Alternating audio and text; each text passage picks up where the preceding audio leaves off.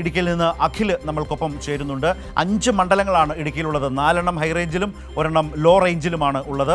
അഖിൽ അവിടെ നിന്ന് ചേരുകയാണ്. ഹൈറേഞ്ചിലെ മണ്ഡലങ്ങൾ ഇടതുപക്ഷത്തെ സംബന്ധിച്ച് വളരെ നിർണായകമാണ്, സ്വാധീന കേന്ദ്രങ്ങളാണ്. മന്ത്രി റോഷി അഗസ്റ്റിൻ മത്സരിക്കുന്ന ഇടുക്കി. അഖിൽ, എങ്ങനെയുണ്ടായിരുന്നു ഹൈറേഞ്ചിലെ കലാശക്കൊട്ട്, അതുപോലെ തൊടുപുഴയിലെയും? ഒന്ന് ചുരുക്കി പ്ലീസ്.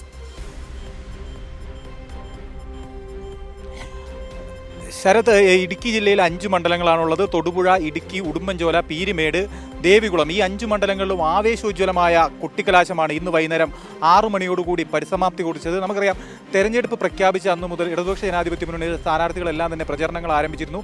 1, 2, 3 ഘട്ട പ്രചരണങ്ങൾ അവസാനിപ്പിച്ചുകൊണ്ടാണ് ഇന്ന് അവസാനവട്ട പരസ്യ പ്രചരണത്തിലേക്ക് എത്തിയത്. UDF സ്ഥാനാർത്ഥികൾ പ്രചരണത്തിൻ്റെ കാര്യത്തിലേക്ക് വരുമ്പോൾ LDF സ്ഥാനാർത്ഥികളെ അപേക്ഷിച്ച് UDF സ്ഥാനാർത്ഥി വളരെയധികം പിന്നിലായിരുന്നു.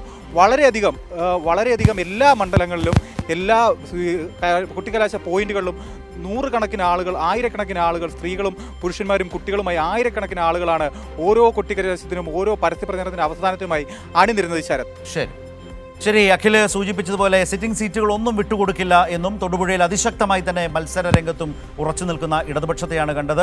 അതുപോലെ തന്നെ ഇടുക്കി തിരികെ പിടിക്കാനാകണം എന്നുള്ളതാണ് UDFനെ സംബന്ധിച്ച്.